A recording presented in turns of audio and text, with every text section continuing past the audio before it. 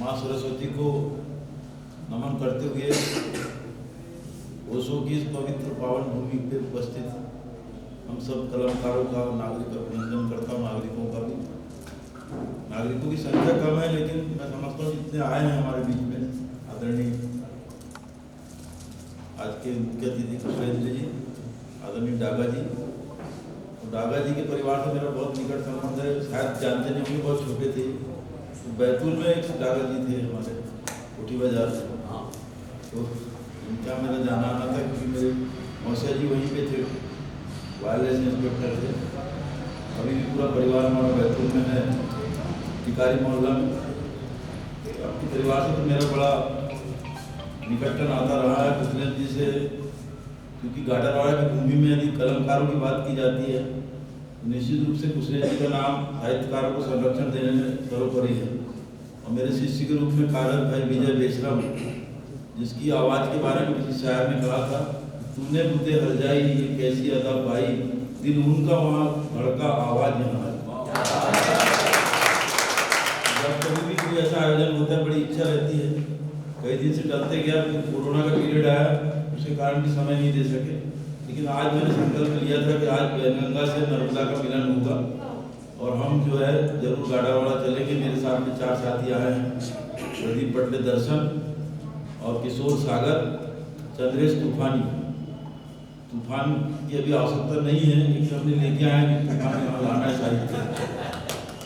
मुझे बहुत खुशी हुई कि हमारी जबलपुर की बिटिया वंदना का एक संकलन उपन्यास और गजल संग्रह, उसका विमोचन मेरे कर कमरे हुआ, क्योंकि जबलपुर मेरी जो है संस्कार खानी है। मैं हिंदी की जो साहित्यिक संस्था है हमारी हिंदी साहित्य भारती, उसका प्रांतीय अध्यक्ष के रूप में कार्यरत हूँ महाकौशल प्रांत का, और संस्कार भारती का प्रांतीय उपाध्यक्ष। तो मेरा जबलपुर तो निकट में हमेशा जाना आना होता है। हमारे अखिलेश जी वहाँ पे पहुँच गए सिवनी से। तो वंदना का अभी 2-4 गजलें मैंने ऐसी पढ़ी सरसरी तौर पर, क्योंकि 100 गजलों का संग्रह है जिंदगी से गुफ्तगू। तो उसको पढ़ने में समय तो लगेगा, लेकिन जो भी पढ़ा मैंने अच्छी रचना है, प्रभावी रचना है।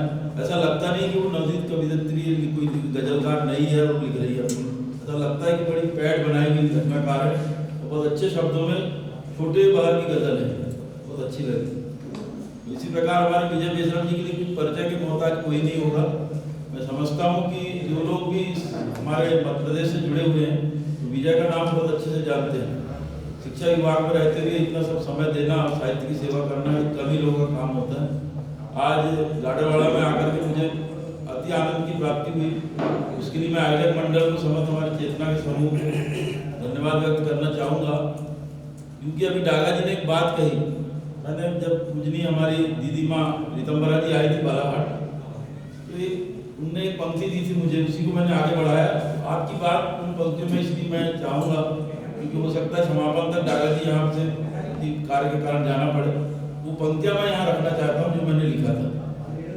दीदी माँ की पंक्ति पहली है, बाकी फिर मैंने आगे अपनी लाइन में, श्वासों की माला में, श्वासों की माला में भावों का चंदन हो, श्वासों की माला में भावों का चंदन हो, हर घर में गो माता का पूजन और वंदन हो, हर घर में गो माता का पूजन और वंदन हो।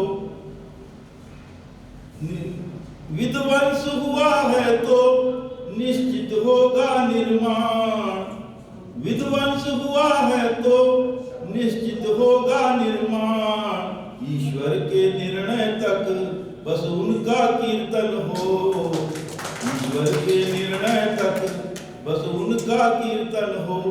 नित भोग विलासों का आदि बनता मानव, नित भोग विलासों का आदि बनता मानव, हम कर ले यतन ऐसा, हम कर ले यतन ऐसा, घर घर रघुनंदन हो, हम कर ले यतन ऐसा, घर घर रघुनंदन हो।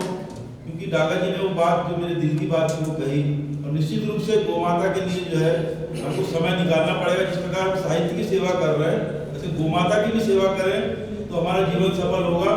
क्योंकि ऐसा कहा गया है, हमारे बुजुर्गों ने लिखा है वेद शास्त्रों में कि गोमाता के शरीर में 33 कोटि देवताओं का निवास होता है, उनका आशीर्वाद प्राप्त करना जरूरी है। बहुत अच्छी बात डागा जी ने इस मंच से कही और साहित्यकारों को हमारी प्रेरणा दी। दिनकर जी ने कहा है कि कलम देश की बड़ी शक्ति है, भाव जगाने वाली और दिल ही नहीं दिमागों में भी आग लगाने वाली। तो मैंने ये कहा है इसके परिप्रेक्ष्य में कि शहीदों की चिताओं से निकलती है जो चिंगारी, शहीदों की चिताओं से निकलती है जो चिंगारी, बता देती है दुनिया को वतन से हो वफादारी। है जिनके हाथ में बंदूक सीमा पे खड़े मजबूर, है जिनके हाथ में बंदूक सीमा पे खड़े मजबूर, वतन की मिट्टी लगती है उन्हें तो जान से प्यारी, वतन की मिट्टी लगती है उन्हें तो जान से प्यारी। सभी हमारे कलमकारों को शत वंदन, अभिनंदन है आपका। और बालाघाट की इस माटी से मैं आकर के आप नतमस्तक हूँ यहाँ गाड़ावाड़ा की भूमि पर। सभी हमारे चेतना से जुड़े सदस्यों को, उपस्थित सभागार में हमारे सभी अतिथि साहित्यकारों का अभिनंदन करता हूँ। प्रणय श्रीवास्तव।